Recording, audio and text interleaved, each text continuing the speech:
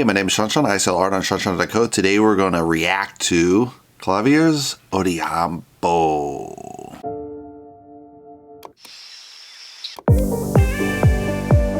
So he's a Kenyan artist. Looking at his website, he has kind of a picture of him, kind of his easel and painting, so you know he's a painter right off the bat. This is pretty good. You might want to have a painting in there as well, but you get a feel that he's an oil painter right off the bat. He has a picture of himself, which I think is his own painting of himself, which is really cool. Maybe you want to look at the camera, I don't know. But it is cool to have your own artwork as your link. Let's look at the homepage of the web page. He has videos at the top. He has 2 created playlists, and then he has popular videos. I would probably move the popular videos up top because most of your viewers are new, so you want to have your new viewers exposed to your popular videos first, and then they'll probably watch longer and you have better watch time. Let's see what else. Oh, that's it. So you probably could add a couple more. I mean, he has 73 videos, so you might be able to do a couple more screenshots, like portraits, landscapes, that kind of thing. Techniques, if you do like a technique breakdown. So let's get into his videos. The first one is called Blur and Focus in Oil Painting Demo. So he has kind of his label come up first, name of the title, so that's strong. He's got music in the background, which is cool. The challenge with music in the background, sometimes it's copyrighted, and then you can be, your whole video can be blocked and taken, so that can be sometimes counterproductive. So he's got a nice time lapse here to go through quickly. Kind of, I think he's adding gesso in them and just make it kind of more coating in the frame. So I'm going to skip ahead a little bit, guys. So he's adding kind of the blur effect in the background, very similar to a photo. He's also got one of his finished paintings there, so you get kind of a feel. So that was nice. He kind of changed the camera angle, so you get a better feel for it. He's changing it on the fly, I think, which is interesting because he sketched it all in at a certain angle and he's changed it. So that's pretty amazing that you can change on the fly and get that details in correct. Let's scribble a little bit more. He's adding some really general details, just kind of building up. He does have a little bit of hair, paintbrush hair in the painting, which you definitely don't want. Big time collectors won't like that, so hopefully he takes those out. I made that mistake myself, so. Let's scroll a little bit further to the end here, guys. Oh, maybe he's actually painting hair in there. Holy crap. It wasn't no hair in there, it was actually painted hair. Wow. Look at this detail of the hair, it's like insane. He's just like, this guy's going bald and he just has a little bit of hair.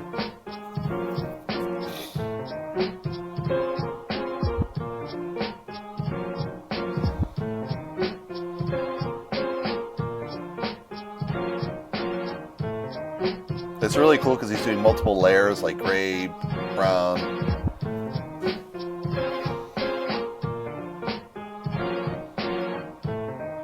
Like, yeah, this guy's definitely hyper realist. It's like, holy crap, you can do this amount of level of detail is just amazing. Very cool. The texture of the t-shirt is very colorful. I like those colors. Gives that Kenyan feel to it as well. But look at the detail of the shirt. It's amazing. Like, just do a simple shirt would have been fine, but he's got this highly detailed shirt. It's like, holy crap, you know how hard it is to paint? So I think you guys get a feel for it. Let's go on to the next. The next one is canvas preparation for painting. I thought this would be cool to see kind of how he prepares a painting and see what that's about. Hi there, today I'm going to show you and describe the way I stretch and prepare my canvas.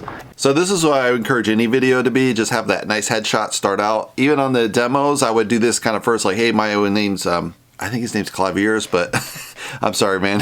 I'm messing up your name. But that's always a great way to introduce yourself and then start whatever you're going to do. And as I've hinted in the title, I'll also talk about some practices that I should either discard, adjust, or introduce into my process. In any case, the canvas will be stretched, primed, and ready for painting at the end of the video. So let's go.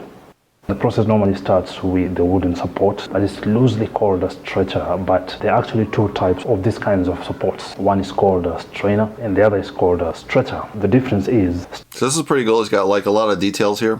To accommodate the extra expansion that the canvas shall have gone through by then. With a strainer, the solution is to actually remove the canvas and stretch it again or create a slightly bigger support for it. One more thing to look out for when making any kind of support for canvas is that the stretcher should have a bevel or a slope on its front side, on the side that's going to hold the canvas.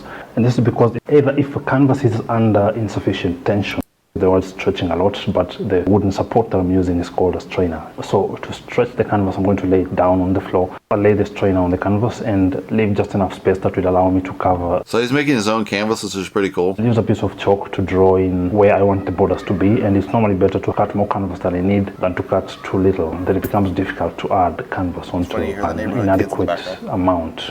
My foot will then hold it into place. It's got some good action here. He said in a quote, "Hi Clavers, funny that you mentioned this. I feel like I've gone over why staples are inferior so many times that everyone is sick of hearing it. Instead of one hole in the canvas like with tacks, staples create two holes, and the bridge connecting the two posts will either indent or weaken the canvas or outright cut it. Further, because staples are super easy to use, people often overdo it and put way too many sort of diamond in the center of the painting. Then I'll stretch the rest of the painting outwards from the middle, not from the sides. And the corners will be the last part of the canvas that I will attach to the strainer. I don't, because it'll tighten it a lot stronger that way. So prefer to cut it out, but my thinking is, since this is the part of the painting that's going to be under the most tension, it's kind of necessary that there's more material supporting it. But 100%, man. 100%. Overdo it, because I also have to remove staples. I have a mixture of all the discarded acrylic paints that I normally use in my underpainting. I try to apply this layer of acrylic just before the primer dries completely, so they kind of mix together so that my paintings don't have a distinct base layer and a background layer. I've seen acrylic paint peeling off of canvases before. It doesn't happen often. It's very difficult to do it, but just to avert that possibility, I tend to mix my background layer with the primer, and that's why as I apply it, you can see the paint that's on the canvas looks a little lighter than the one in the tin. Let's skip ahead a little more. This anyway, by painting a layer of thick white silk vinyl along the sides of all my paintings. But to make an easier job of it, it would be better to just wipe this stuff off before it dries. And with that, I now have myself stretched, primed and prepared canvas, just waiting for the next painting. And no, I will not confuse it with my wall.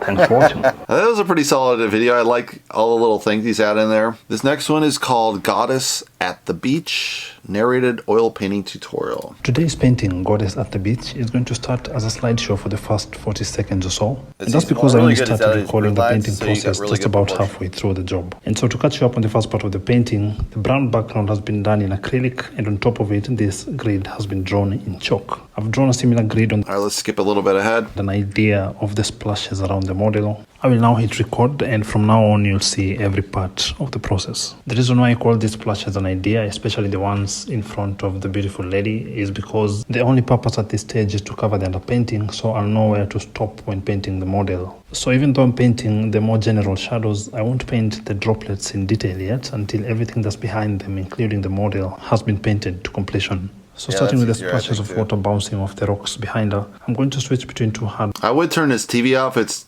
just terrible to have that in the background. With the bigger splashes, I'll then fill in the smaller droplets. Let's go ahead a little bit. Painting some of the droplets that are in front of her. I'll make my work unnecessarily difficult when painting her because I'll have to paint her skin and her clothes around each drop and sprinkle, which doesn't sound very pleasant.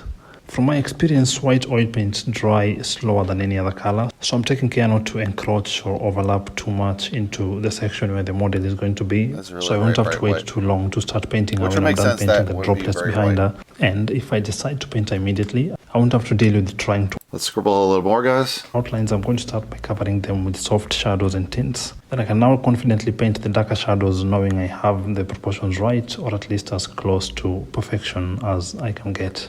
For a portrait this small, I do all this in one sitting. So since all these colors are still wet, as I apply them, they're going to blend in really well with each other. That doesn't mean this effect is unachievable when the layer underneath is dry. But when I can paint a portrait in one sitting, I always take that option. And the advantage of doing it this way is that if I'm painting it all at once, then that means I won't have to mix the colors afresh every time I want to move from one section to the other. Yeah, he's got some really good lessons here about how you paint oil paint. Much bigger than this, and so opportunities to paint sections like this in one sitting don't come that often. You'll also notice that it's also really challenging as well to paint African skin because it's very close in color tonality wise, so it's very challenging. tones, then the highlights throughout all of Goddess's body. I have divided up the process so that I'm painting one section at a time. So when I was painting the face, I was fully focused on that part. Then when I moved to the shoulder and the breasts and the arms and now the tummy, I can fully concentrate on each particular section that way without having to worry about whether the paint in a different section will dry before I can finish this section I'm working on. So he's mixing time-lapse with like realist painting, so it kind of goes faster. Allows me to give each section full concentration. And after painting her clothing and jewelry, and after giving the colors that I used to paint Goddess's skin a couple of days to dry, I can now come in and paint the final droplets and sprinkles that are in front of her.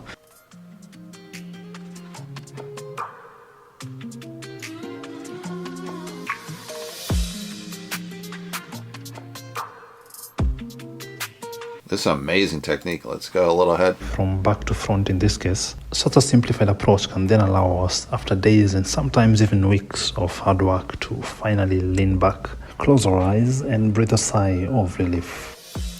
It's a really, really solid painting. Just amazing technique here, guys. Let's go to his website. He has it on a site called Behance.net. Clavers Odhiambo. Sorry about the pronunciation. So he has kind of his YouTube channel here where he's at Nairobi, Kenya. I would encourage people to always use your own website versus a kind of a hosted website like this. This might be a really good option in Kenya. I'm not sure locally on the ground, but a .com is a better, or a dot with whatever Kenya is, .ky, I'm not sure. But let's take a look. The reason why is because this could disappear, or it encourages you to go to other Behance websites. So it might not be the best website for Clavers because they might get distracted in another hyper-realist painter. So that's always a challenge when you got a website like this. Also, you can see, yeah, it has other stuff in here that has nothing to do with him, like jobs, assets, hire. Maybe it is about him. Let's see. No, see, you is this is not related to him, so it's odd right off the bat. It just takes away from his page to some other pages, and this is his competition right here. So this is exactly why you wouldn't want a type of website like this. If you have your own website, it's just you only find stuff on that artist versus, see, even the hire is probably going to be, yeah. See, this has freelancers, all kind of stuff in here, which. He's got probably a cheap website this way, but it's giving a lot of his competitors right here right assets right on his website. That's really not key. His jobs, even these jobs are not related to him. They're in other countries, in China. So very, very bad way to set up your website per se, especially if you're this high quality where you probably can afford a website. Like you can just see these details in his artwork. It's just freaking super amazing. Like, look at the tear in the eyes. It's like, Jesus. It's like, wow. That is just stunning. I like this smiley face on his work.